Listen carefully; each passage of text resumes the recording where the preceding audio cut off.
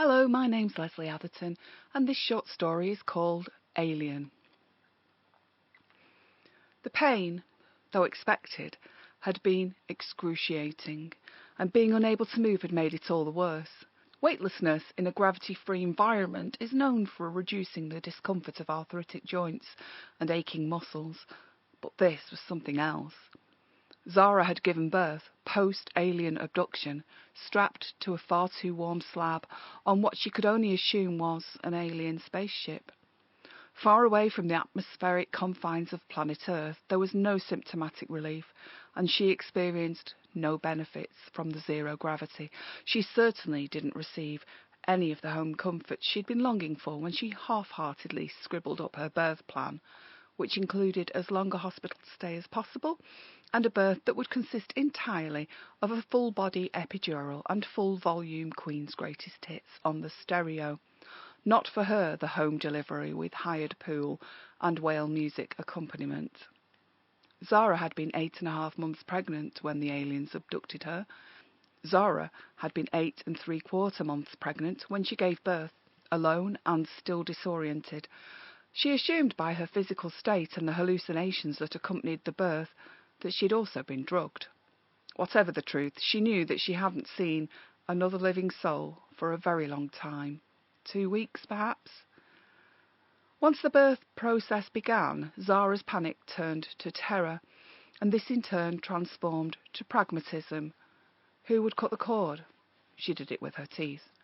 How would she ensure the baby didn't float away? Constant vigilance. And, just as importantly, what would it mean for her son to be born outside of the Earth? He would be born an alien too, without town or city to call home, and without a birth certificate, nappies or clothes. The baby's entry into this alien world had been bloody and long-winded. Zara's body, exhausted by the alien experiments and by the lack of mobility their wires and probes afforded, was filthy and bruised, yet still she managed to grab her newborn, hold him to her body, and attempt to wedge him under her arms. As he was the first man, as far as she was aware, in this new and uncomfortable world of bed sores and strap marks, Zara named her son Adam. Her father would have described him as alieni generis, of a different kind. Her father was a pretentious arse. Tim, her baby's dad, wasn't. This beautiful alien boy was the exact image of him, and in Zara's more lucid moments she remembered how she'd met him at the Scottish National Portrait Gallery in Edinburgh. She'd visited in a mildly intoxicated state, only for a laugh and for the purpose of escaping the rain, but Tim was an actual art lover. He had been staring intently at a portrait of Robert Burns, and Zara had immediately noticed a resemblance between the two men. They shared the same intelligent face, the same long sideburns, and the same dark, fluffy hair. "You could be his double," said Zara. "I know," said Tim, "and you could be the double of Joan of Arc." Zara had snorted with one of her instinctive guttural laughs. Sure, she had short, sharply bobbed hair and was small of stature, but it wouldn't have taken anyone long at all to become aware that Zara was not similar to Joan of Arc in any other way. She lived for the pleasures of thundercrack cider and vodka chasers. She'd never needed anything else, not even Tim, not even the baby. But that was then. "I miss you," she said out loud, and the unaccustomed sound of her voice ricocheted within the small, hot room. "I miss you," echoed back. And she knew it was true, right down to the marrow of her being. She didn't miss just Tim. She missed everyone and everything.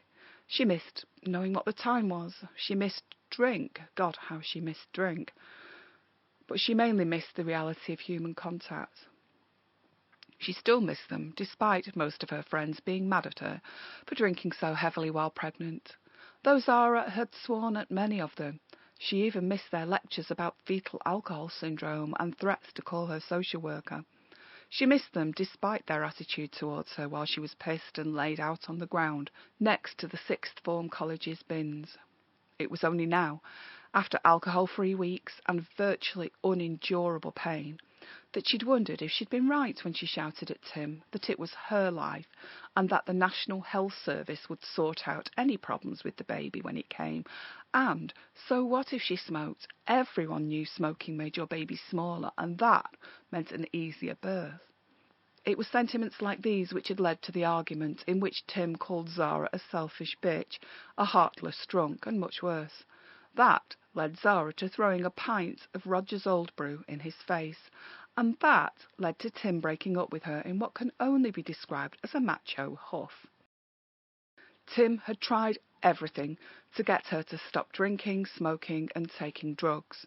Her adamant refusal, his demand for custody of the baby, and Zara being thrown out of her rented room for non-payment of rent, just added to the chaos. Zara smirked to herself as she adjusted her wrists within the restraints and tried to move Adam to a more comfortable position. The only advantage of being abducted by aliens was that Tim couldn't get his hand on the baby. Her baby. Struggling to get comfortable on the warm slab as her sweat and crusted body wastes burned into her skin, Zara had regularly wondered what Tim would have done when she disappeared. Undoubtedly he'd have called the police and been in touch with all the hospitals, and then each one of her friends and relatives. Some would have denied all knowledge of their bad girl family member, but the odd ones, who might have talked of her with some fondness, would have excused her drinking and disappearance by saying she was a high-spirited gal with too much energy for this world. But she wasn't in the same world now. It was like the homework eating the dog, or the cap wearing the boy. It was a world topsy-turvy rather than rule-free, and Zara found it more confusing than any stoned or drunken past experience. So she wiggled a little on the slab, enabling her to move her arms slightly as she tried to grasp her newborn son closer. The alcohol withdrawal had been at its worst at the time of Adam's birth, and the surge of hormones and the pain she'd been in, as well as the loss of blood, had all contributed towards Zara's incapacitation. She lost her grip on the baby, who drifted into the room space. So weak and confused was she that she wasn't even aware of his loss at first. She was also powerless to sense the alien drifting in and increasing the dose of whatever it was that made her woozy, and to sense its departure as it drifted away again, licking its lips, with Adam in its hands. Zara would never know that the plundering alien crew were carnivorous to the core and had developed specialist skills in human abduction and husbandry. The baby, newly acquired, was a little skinny for their needs, but no matter. The feeding tanks would fatten Adam up for a few weeks, and he'd soon be primed to grade 1 delicacy meat. He'd fetch a high price on the open market amongst the wealthy and the needlessly extravagant, especially as he had been cider marinated pre-birth. It didn't take long before the aliens dropped Zara back onto her own world, bottle in hand. They didn't need her, so the Earth could have her back. She was minus memory and showed only stretch marks and restraint burns to offer any kind of clue as to where she had been and what she'd been through.